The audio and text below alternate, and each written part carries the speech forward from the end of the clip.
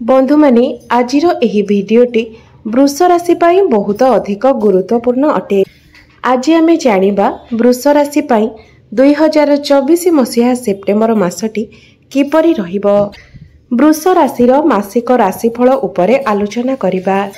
वृष राशिर व्यक्ति विशेष मानक पाई एही सेप्टेम्बर मासटी किपरि रहिबो संपूर्ण भाबरे आमे सेही विषय रे आलोचना करिबा। वृष राशिर व्यक्ति विशेष मानकर स्वास्थ्य, शिक्षा, प्रेम, वैवाहिक जीवन, भाग्य, क्यारियर एवं व्यापार वाणिज्यर स्थिति किपरि रहिबो एही सेप्टेम्बर 2024 रे से विषय रे विस्तार रूप रे आलोचना करिबा। नवग्रहंकर स्थिति मध्य देखिबा। नवग्रह केउं प्रकारर फल देबारे सक्षम हेबे। शेषरे अशुभत्व प्रदान करुथिबा ग्रह मानक पाई विशेष प्रतिकार विषय मध्य जानिबा। सेथिपाई भिडियोटी को स्किप न करी शेष पर्यंत निश्चय देखंतु। तेबे आसंतु आरंभ करिबा एही कार्यक्रमटी को जहाँकि जन्म राशि एवं चंद्र राशि उपरे आधारित अटे। सेप्टेम्बर मास आरंभ रे वृष राशि रे नवग्रहंकर स्थिति विषय सर्वप्रथम जानिबा। एहा पूर्वरु जदि आपणकर वृष राशि होइथाय तेबे भिडियोटी को लाइक करी चैनल टी को सब्सक्राइब करि देबे एवं कमेंट बॉक्स रे जय श्री जगन्नाथ निश्चय लिखिबे। तो बंधु माने वृष राशि रे प्रथम भावरे अछंती गुरु, द्वितीय भावरे अछंती मंगल, चतुर्थ भावरे अछंती सूर्य एवं बुध, पंचम भावरे अछंती शुक्रंक सहित केतु, दशम भावरे अछंती शनि एवं आपणकर एकादश भावरे अछंती राहु।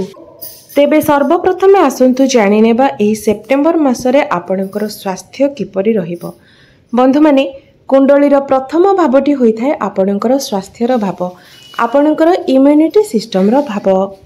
आपणकर प्रथम भावर स्वामी हेउछंती शुक्र एवं शुक्र आपणकर पंचम भावरे विराजमान अछंती। मात्र पंचम भावरे शुक्र नीच स्थिति रे अछंती एवं 18 सेप्टेम्बर को शुक्र आपणकर षष्ठ भाव को चलन करिवे। तो एही मासरे आपणकर स्वास्थ्य भल रहिबो कारण प्रथमे शुक्र त्रिकोण रे अछंती एवं एहा परे शुक्र निजर स्वगृह को चलन करिवे एवं शनिकर स्थिति मध्य भल रहिछि, बुधंकर स्थिति मध्य भल रहिछि, मंगल मध्य आपणकर द्वितीय भावरे अछंती एवं राहु मध्य एकादश भावरे अछंती। तो स्वास्थ्य जनित कौनसी भी समस्या एठारे देखा जाउ नाही।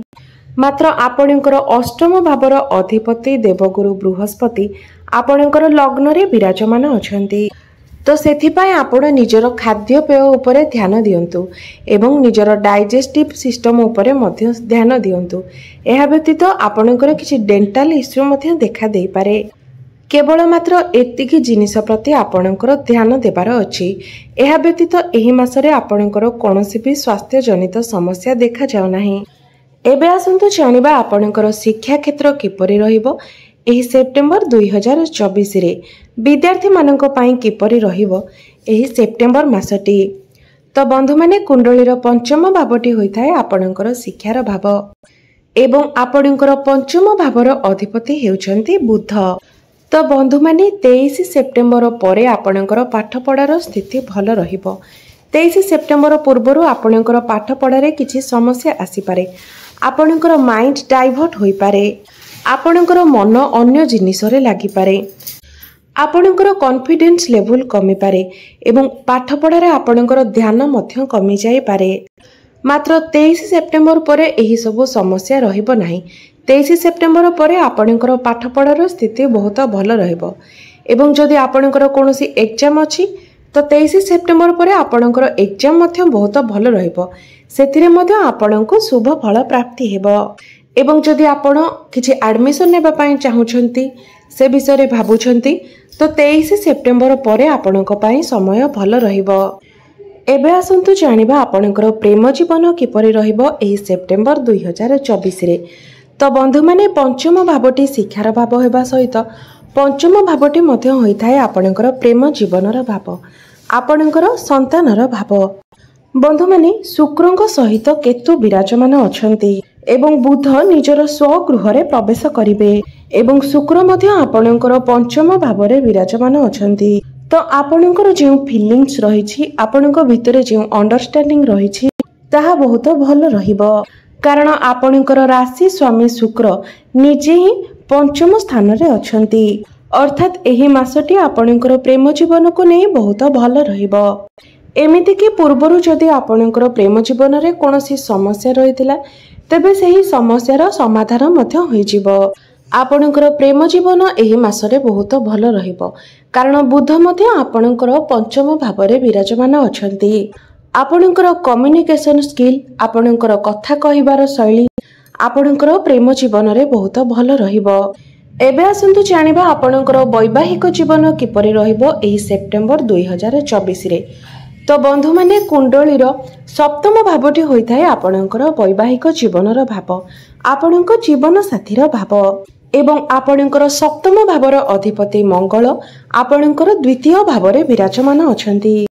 तो बंधु माने सप्तम भावर अधिपति जेतेबेले आपणकर द्वितीय भावरे विराजमान थांती सेतेबेले आपणकर लाइफ पार्टनरकर कैरियर रे ग्रोथ होइथाय एवं एही मासरे आपणकर वैवाहिक जीवन मध्य बहुत भल रहिबो।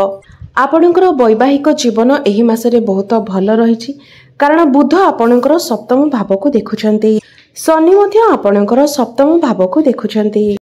मात्र आपण टिके ध्यान देबे जे आपणकर वैवाहिक जीवन भल रहिले मध्य मझिरे मझिरे आपणक मध्यरे टिके मिस अंडरस्टैंडिंग देखा दे पारे कारण आपणकर सप्तम भाव उपरे राहुंकर दृष्टि मध्य रहुछि जहा फଳରେ आपणक मध्यरे टिके मिस अंडरस्टैंडिंग होई पारे छोट छोट कथा को नेकी आर्गुमेंट होई पारे।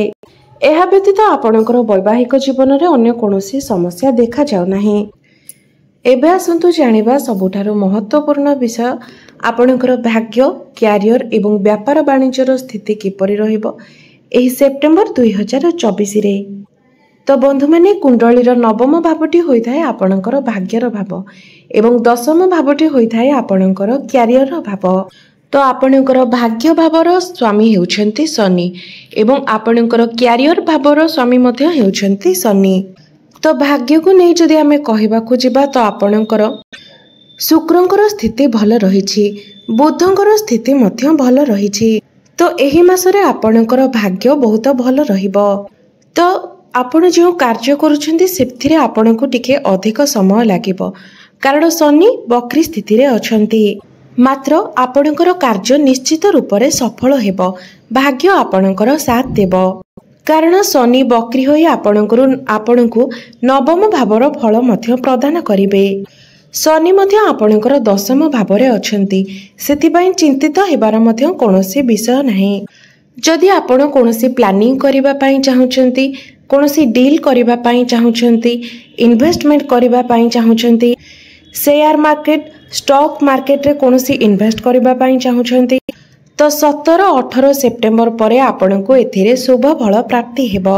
मात्र मने रखंतु जे आपण जहा भी करूछंती प्रत्येक जिनिस पूर्वरु आपण भल भाबरे भाबी चिंती करंतु। तो भाग्य को नहीं आपणकर एही मासटी बहुत भल रहिछि।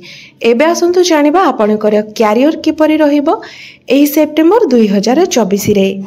तो आपणकर कैरियर भावर अधिपति शनिदेव स्वगृह रे ही विराजमान अछंती।